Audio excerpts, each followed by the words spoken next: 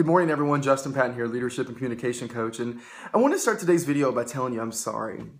You know, I think about how many times in life that when I look back, I held people to a standard and the expectation for how I lived my life and how unfair that is for other people that we come across.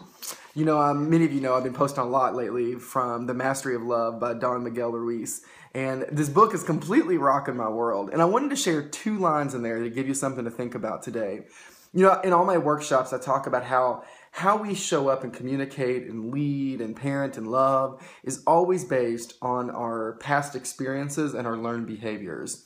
So then I got to page 120 of this book, and Don Miguel Ruiz says this. He goes, humans accumulate a lot of knowledge, and we learn all those beliefs, morals, and rules from our family, society, and religion. And we base most of our behavior and most of our feelings on that knowledge. And then you get to page 129, and he brings it all together by this. You find out that you are not what you believe you are because you never chose your beliefs. Those beliefs were there when you were born. And it kind of rocked my world when I sat back and really thought what that meant for me and for people that I work with is how many times do we hold people and even ourselves to a standard or a rule by which we live our life when we never even consciously chose that rule for ourselves, that we inherited that rule from either our parents, we inherited that rule from our church or religious organization, we inherited that rule from society and how society said we should be, or what society said our relationship should look like. And I know other people probably hold people to this expectation of you should live your life by the rules of which I live my life. And if you don't do that, then I start making judgments and criticism about you. And how unfair that is. You know, as a coach, I've always believed that your power lies in your choices. And maybe there's nothing more powerful than giving people the space to choose the rules for which they want to live their life. For how they want, the rules for how to show up in their relationship and what relationship works for them, the rules for their political views, or the rules for how they want to raise a family, or the rules for, their, spiritual beliefs, all this kind of stuff, all the rules by which we make up our life. What happens, where so many of us are just walking around, I think, with all these rules and labels all over us, and we never chose any of them for ourselves, as Don Miguel Ruiz says.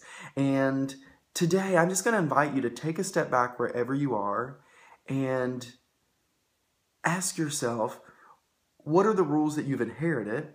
And maybe for you, it's time to let go of some of those because they're no longer serving you. And if you were able to take off all the masks that you wear in your life and just be who you are and show up from what you believe in your core, what new rules would you need to adopt in your life today? And freeing yourself from other people's judgments, criticism, shaming, but to say, I made a conscious choice for the rules by which I live my life, and I can stand by those and I can be proud of the rules that I created. If that works for you, that's empowering. And I think for me, what I'm really taking away from all this is that is one of the most empowering things that we can do for people, and it is not my right nor my position to shame other people who create different rules for how they want to live their life. I don't have to agree with it, but nor do I have to shame people and to criticize and judge people. I don't have to be a part of that part of society. We all deserve the right to create their own rules for our life. So what are your rules going to be? Hope that gives you something to think about. If no one tells you they believe in you, I want you to know that I believe in you. And I'm totally believing this book. So if you've not read The Mastery of Love, I read a lot of books, and it is one of those books that I usually get a lot of, ahas or key moments.